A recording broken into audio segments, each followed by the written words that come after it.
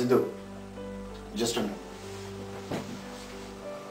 నేను తప్పు చేశానని చెప్పి మేనేజ్మెంట్ అంటుంది, నువ్వేమో నువ్వు తప్పు చేశానని చెప్పి వెళ్ళిపోతున్నావు. What's happening here man? ఒక ప్రాజెక్ట్లో ప్రాజెక్ట్ మేనేజర్ లాగా ప్రతి ఒక్కరికి ఏం కావాలనేది ఆలోచిస్తూ ఉంటాను ప్రతి నిమిషం. అది తప్ప? ఒక గొప్ప ప్రోడక్ట్ని డెలివర్ చేయాలనుకుంటున్నాను, అది తప్ప? అసలు ఏం జరుగుతుంది ఇక్కడ చెప్పు, నాకు అసలు అర్థం కావట్లేదు, చెప్పు. What's happening? అంతా మీరే చేశారు, మొత్తం మీరే చేశారు. చాలు సార్, వచ్చినప్పటి నుంచి నా చేత మీరు చేయించింది చాలు, నేను కోల్పోయింది చాలు. ఇంకా వద్దు సార్, ప్లీజ్. కానీ నేనేం చేశాను? అర్థం కాలేదా మీకు? ఈ ప్రాజెక్ట్కి వచ్చినప్పుడు నా దగ్గర ఏముందో ఇప్పుడు ఏం లేదో అదే సార్ నేను కోల్పోయింది. ప్రోగ్రామింగ్ స్కిల్స్, చిన్న చిన్న ప్రోగ్రాంలు కూడా రాయలేకపోతున్నాను సార్ మీ వల్ల. హే కమ్ ఆన్, ఈ ప్రాజెక్ట్ గురించి నేను ఏం ఆలోచించినా 1000 సార్లు ఆలోచిస్తూ ఉంటాను. అవును, 1000 సార్లు ఈ ప్రోడక్ట్ బాగా వస్తుందా అని ఆలోచిస్తారే తప్ప ఒక్కసారైనా ఈ ప్రోగ్రామింగ్ లాంగ్వేజ్ వీడికి వచ్చా అని ఆలోచించారు. మీరెప్పుడు మీ టీం చేత గొప్ప గొప్ప ప్రాజెక్టులు చేయించాలని ఆలోచిస్తారే తప్ప నాకేమొచ్చో నేనేం చేయగలను అని ఆలోచించారు. వర్క్ ఇవ్వడంలో ఉండే ఆనందం మీకు తెలుసు, కానీ ఇచ్చిన వర్క్ చేయకపోతే ఉండే బాధ ఏంటో నాకు తెలుసు సార్. అసలు నాతో మాట్లాడితేగా నా బాధ ఏంటో మీకు తెలియడానికి. ఏదైనా ప్రాబ్లం వస్తే మిగిలిన టీమ్మేట్స్తో మాట్లాడతారు, నాతో మాట్లాడండి సార్. నా వర్క్ చూసి చెప్పండి సార్, ఫ్రెండ్లీగా ఉండండి సార్. కానీ అన్ని విషయాలు మీతో ఫ్రెండ్లీగానే ఉంటాను కదా.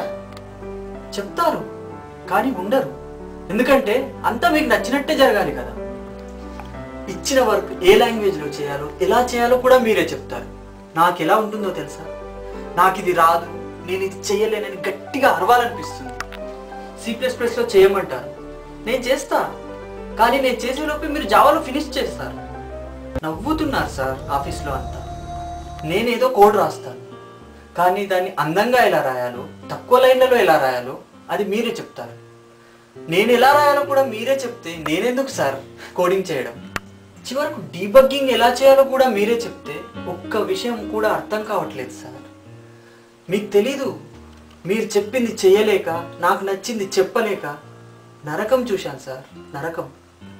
ఆ ఫ్రస్ట్రేషన్, కోపం, చిరాకు ఎవరి మీద చూపించాలో, ఎలా చూపించాలో కూడా తెలియక లాస్ట్ మంత్ మా ఆవిడ మీద అర్చేశాను సార్.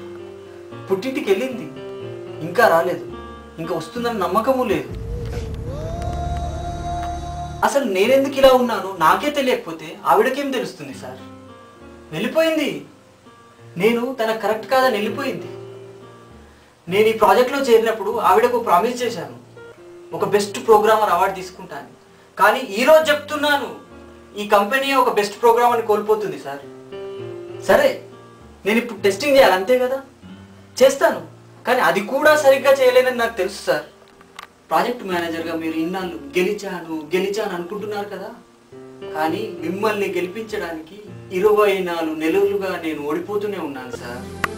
ఇలా ఓడిపోతూనే ఉంటే మరో 2 ఏళ్ళకి నా ఎక్స్పీరియన్స్ ఏంట్రా అని చూస్తే అందులో నేను ఉండను, మీరే ఉంటారు, మొత్తం మీరే ఉంటారు. ఇన్నాళ్ళు నేను ఈ వర్క్తో హ్యాపీగా లేను, ఉండడానికి ట్రై చేశాను, ఇక ముందు కూడా అలాగే ఉంటాను. కానీ నాదొక చిన్న రిక్వెస్ట్ సార్, దయచేసి ప్లీజ్ నేను చేయలేని వర్క్ ఇచ్చి నేనేదో చేసేయాలని మాత్రం కోరుకోవద్దు.